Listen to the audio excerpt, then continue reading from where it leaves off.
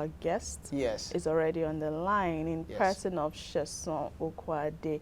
He is a sound economic expert and analyst. Thank you so much for joining us this morning, Sesan Okunade. Yeah, good morning, Sarah. Good morning, Olumide. Good Let me morning. first say Happy New Month to Happy both New of you, Month. gorgeously dressed. Thank It you. shows how November is going to be. That is in preparation for the Yuletide. Yeah. And to all our listeners across the globe, a beautiful Friday morning. Coincidentally, it's a Friday with a new month. That's to say that the weekend is going to be splendid. It's going to And the be blessings sweet. of Going to be definitely soft. rest on us. Right. Thank you so much for that, Sesan Okunade. You know, there's one major headline that has been trending on all the papers, and it's just fantastic to know that that is your field of expertise, talking about the tax reform bills.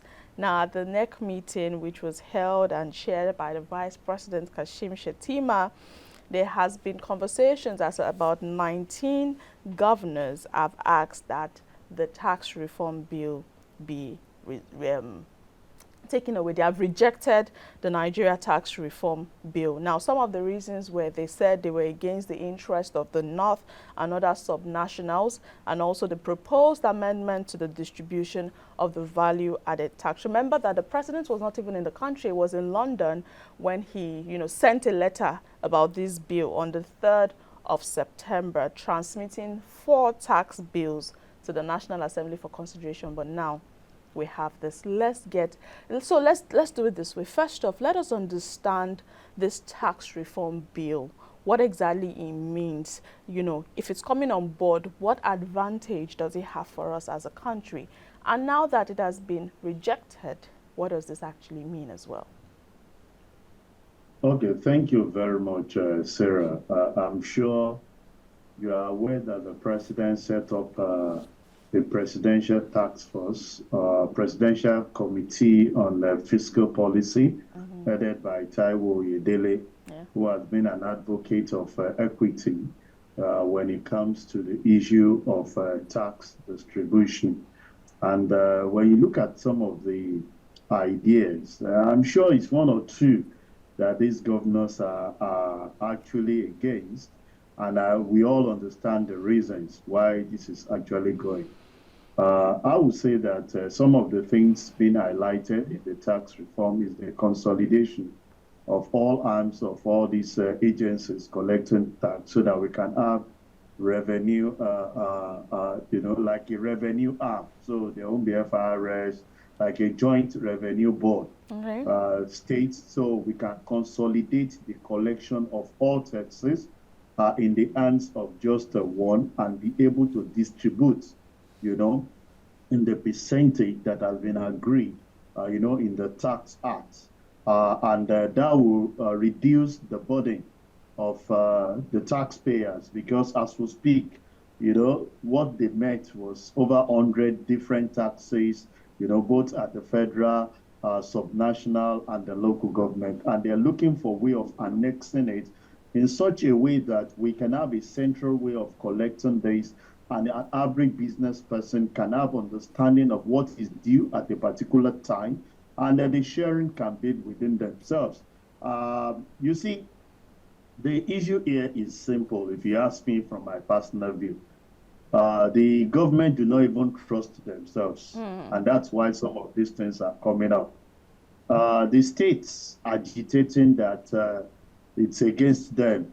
It's because VAT is now going to be meant on the aspect of derivative. So what we derive from your area, and since you are consolidating to a particular, to a central way of collection, technology will definitely be used in such a way that you'll be able to trace what is each state generating. Okay. So it's whatever we derived from your state that will be able to share.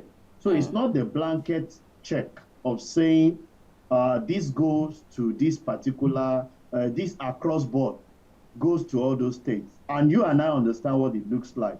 It's like a performance index. If you don't perform in your state, or you don't create an enabling environment for business to grow, definitely you have more backwardness for that state, because you will not get the large chunk of revenue or the allocation that they are getting from the states. I, as a person, is a supporter of this, because if you look at several states, the only thing they all rely on is the revenue from the federal government, the allocation from them. What's the creativity that you have? Even when some of these allocations are shared to them, you can see the backwardness that a lot of states are actually, some of them are still struggling to even pay salary. And you hear a lot of billions of naira being actually moved to them. So this is actually expected, but I have to say that it is not against any section of the country,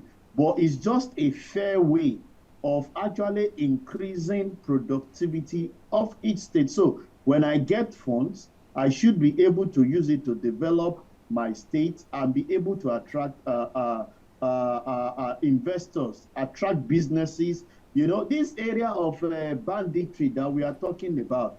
So if I develop my state and I put up a good security mechanism from the funds I'm able to raise or collect from the federal government, it generates more revenue for me.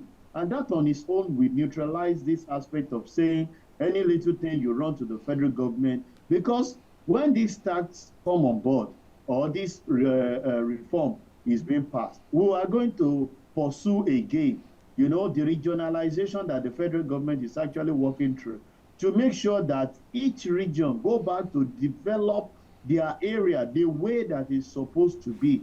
We should reduce the pressure that we've given on some states like Lagos in the southwest, and develop more other states in the southwest in such a way that you can reduce the pressure. Everybody wants to come to Lagos. Everybody wants to go to Kano. Everybody wants to go to Port Harcourt, because there are development based on some of the things that the governors there has actually done. Why are we not having you see, the 36 states has something to ride on to develop in their states. Natural resources are there.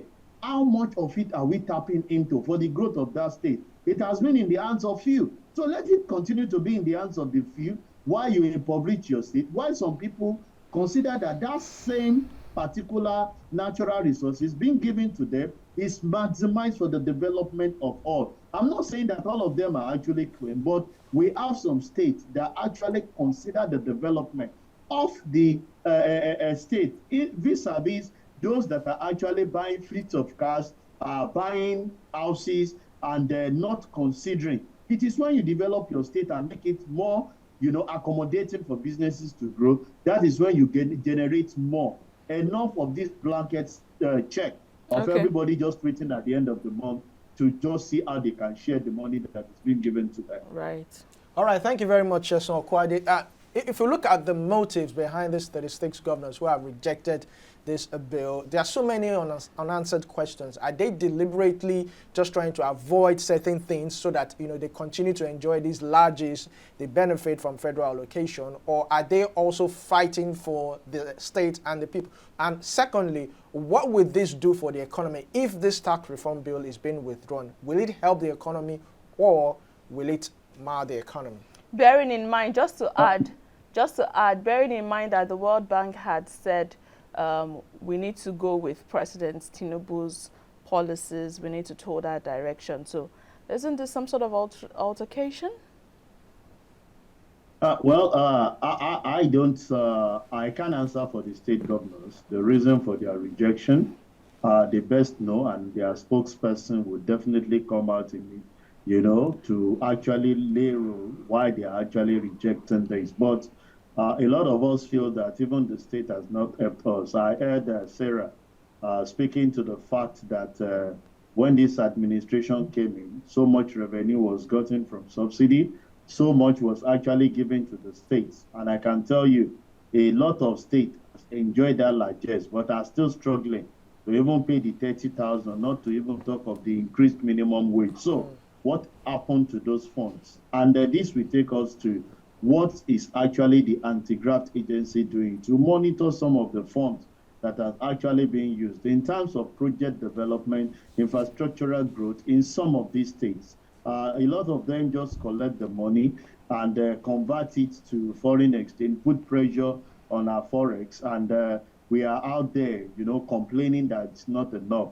A lot of states utilize this for their own development, and we come about to blame and they put more pressure on them.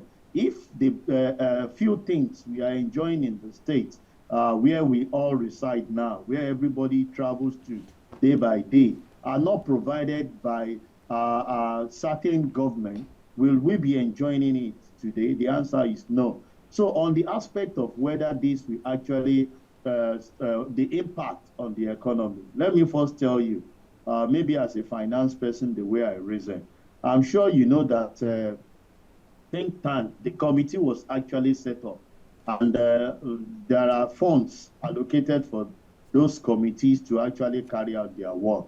When they put all these things in place, and all we could do is to reject all the works they have done, is that not a waste? When you know that you are not going to accept some of the facts that they are, because they are hard things to actually absorb. I'm not going to relate it to what World Bank is saying, because World Bank most of the time does not actually give policies that will assist even the common man. But we are just talking objectively based on the fact that at least tax is an area where I major and I play a significant role. So it's for a balancing act on the part of everyone. So when you reject the bill, all you have done is that all the ideas being put together, and that's part of what we are faced with. Today we say constitution amendment.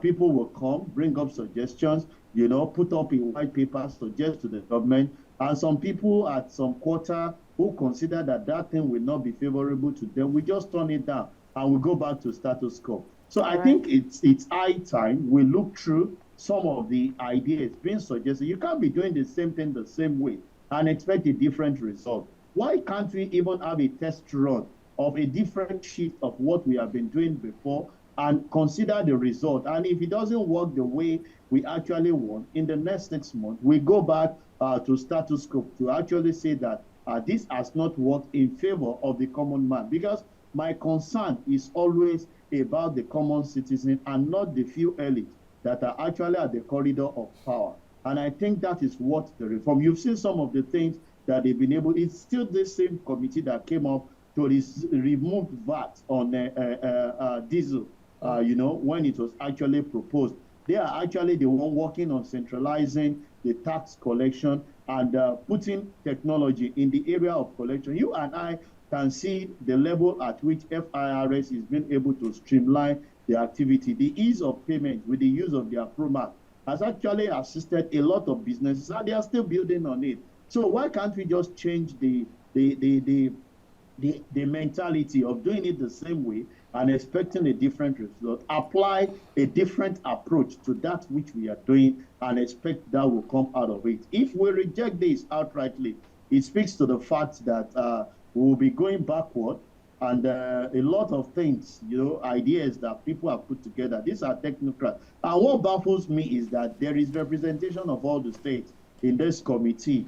And not just the state. Don't forget the private sector is involved in the committee that was actually set up. So it's not only about the state, it's about the private sector that even gives you the revenue that we're actually talking about. So if they have come up with ideas, so why is the state government, who feels, and who a lot of us have actually considered that enough of this idea of having free funds to some of the governors. You and I know what we faced during palliative. So much was actually contributed by the private sector to support the state, but we saw what they actually made use of it. So let's have a way of centrally collecting these funds and distributing it based on what you have contributed to the table. I'm sure, Sarah and Olumide, it will be unfair of you in your organization if you put in a lot and the management decide to use the blanket check to say whether you come to work or you contribute to the bottom line of the growth of the economy, all of you are going to be treated the same way, which you have been enjoying.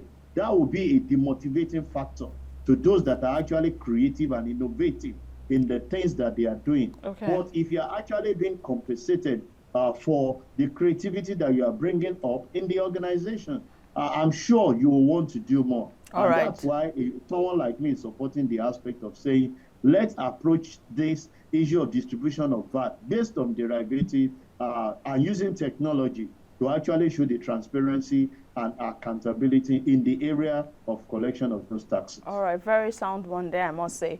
But let's take a swipe from tax reform bill to Rivers State. Now, I would like to also put this out there. Earlier, when we started the show, this segment, we talked about an update that the Rivers State governor stopped NNPC and oil companies. However, it has been brought to our notice that he has denied it and he has said it is fake news and he did not do anything of such rather. So we need to put that out there. But what I want to ask is still in regards to Rivers State. Now, on Wednesday in Rivers State, the Federal High Court in Abuja decreed the stoppage of funds to the state. They restrained the Central Bank of Nigeria and the Accountant General of the Federation from releasing funds to the state until pending when a lawful appropriation act is passed by a validly constituted House of Assembly. And in fact, the court also barred banks from allowing the government of Rivers and the governor, Siminala Ifubara, to withdraw money from the state's account. And you ask yourself, with this particular move, we know that raising and spending of money for development is the chief function of the government. So you ask yourself, how would Rivers State's government begin to perform its duties and meet its wide-ranging financial obligations in view of this judgment of the Federal High Court? Is this towing the right direction? I must start by saying these are part of the challenges you are faced with when individual interest, prevail over the interest of the common man you claim you are leading. And you can see the forth and back. I keep asking myself, is there governance going on in River States based on the shenanigans going on? I feel for businesses. River State used to be one of the states you can point at. You know, when you are mentioning states where there is development, where people flourish. When you mention Lagos, you mention Port Harcourt, you mention Abuja, and you know Port Harcourt is in Rivers. Well, it seems to be a shadow of itself with some of the things that are actually happening. You see, based on the question you have asked, I think what the judge is trying to establish is, can you go back to one another, have a common ground between all that is happening? It's a legit thing to say, can we have a formidable House of Assembly that will legislate on some of the things so that it won't be a fiat, that it's only the governor that is actually taking the decision. We need a position to actually come and confirm by the law if the current House of Assembly is actually empowered to carry on some of the things. You see, my problem is most of the time the laws tend to be misinterpreted in favor of the party that is actually soliciting for that particular thing. And that's the way of the lawyers. Is the way you are able to interpret the law to your favor, that it works in your favor, which is always an issue to me, if you ask. So I feel that the governor needs to come to terms, with everything that is going on. When two elephant vies, the people that suffer with all this that has actually happened, the average citizen of Rivers State will not enjoy that development. The first 2 years has been turbulent. Can we have grants being shifted, follow the law? Because with this now, I'm sure all concerned people will actually work in line with that of the court injunction, and they will not actually yield a grant, because the Accountant General of the Federation, the banks trust them.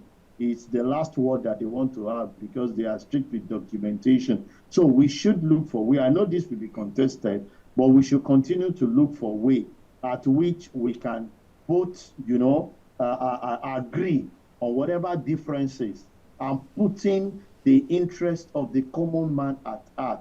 We can't continue with this and expect development to happen. Otherwise, what we'll continue to see is 10 years backward, and it's about individual interest. All the stakeholders, the stake actors in this game should remember that definitely will have posterity judge you of the contribution you have made in the growth of that particular state to the development of the citizen. I think that's the route to, because the law keeps coming up. And I'm not a lawyer. These are part of the reason why I ran away from law to go in the area of figure, because most of the time the judges are always confusing. When you just hear the pronouncement, you ask, does this make logical sense? And they will tell you that is the law and that's the position. And they will always have a backing for it. So who are we to actually question the decision of the judge when he has the fact presented before him or her to actually make his declaration? But I feel that the state actor needs to just come to terms and see how they can have a common ground for the development of the people that they claim they are late, and then we can move forward as a state. Right. That's a very fantastic, analysis there. But just before we go in about 2 minutes, let's talk about Dangote, NNPC, federal government, independent marketers. There's been a lot of back and forth. We saw about 3 days ago, the president was in a meeting with Dangote. He was in a meeting with Mele Kyari. He was also in a meeting with Wale Edun. And all of this conversation is in regards to the petrol situation. And this morning on The Punch, we have this that says Ipman can't lift petrol without NNPCL approval. That's coming from Dangote Refinery. And Dangote is also saying he has not received any funds from Ipman. What's happening in this sector? How can we resolve this and come to a common term, have a common ground that can benefit the people? If you can answer that in less than 2 minutes, I'll be grateful. I will try my best, but Sarah, let me use the street language. If you ask me now, I'll go ask. The issue that is happening in the oil and gas sector is actually beyond what anybody can interpret or even show understanding about. The last one that is coming out now, that the independent marketers cannot lift without the approval. I asked myself the question. I think there was a letter or a memo from NNPC saying that they've given the independent marketer the freedom to do seller-buyer, agreement between the independent marketer. And so why are we coming up again with this bottleneck of saying that, is it that Dangote didn't get that particular memo? Because he came out 3 days ago to make the country understand that we have enough petroleum products that can even take us for 12 days, of which, if that is being evacuated, more can be put in the tank farm for us to see, to actually utilize. You see, until we come with enough transparency in this sector, we may go nowhere. There are a lot of state actors for their personal gain that is not even considering. I keep asking myself, what will become the fuel price by next week? It seems to be like a 2 weeks thing now for us. We can just see anything come up, right? Very true. Without any prior information. Right. So we need a situation where we can have a collective agreement between all the state actors to make sure that businesses survive. Now, businesses cannot plan effectively how to carry out their thing, because as at last week, we had it at 9.98. Today, we are having it at 10.25.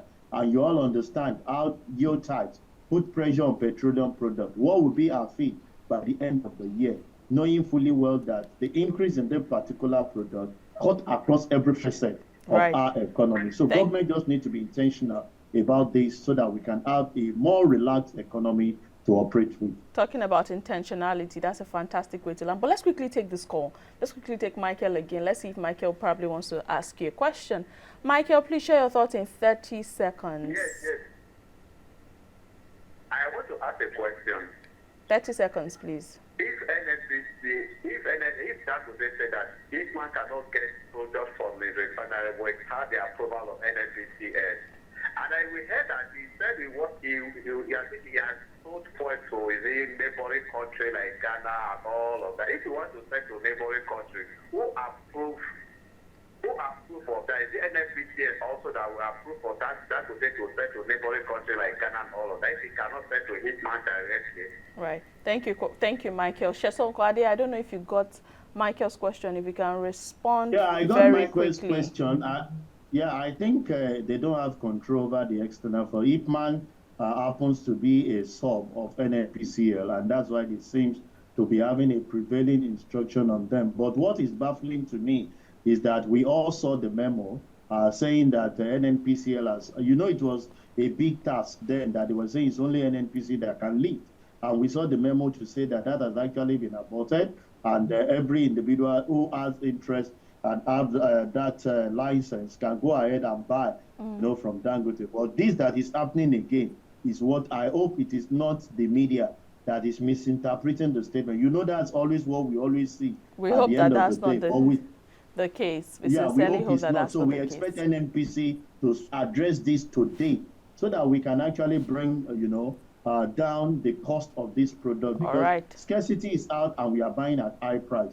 It's actually not logical and it's not favorable to the city. So fingers are crossed, expectations from NNPC to address this situation. That's a fantastic way to wrap up this segment. Thank you so much, Sesan Okunade, for joining us this morning and for sharing your thoughts. It's been a fantastic conversation. Thank you.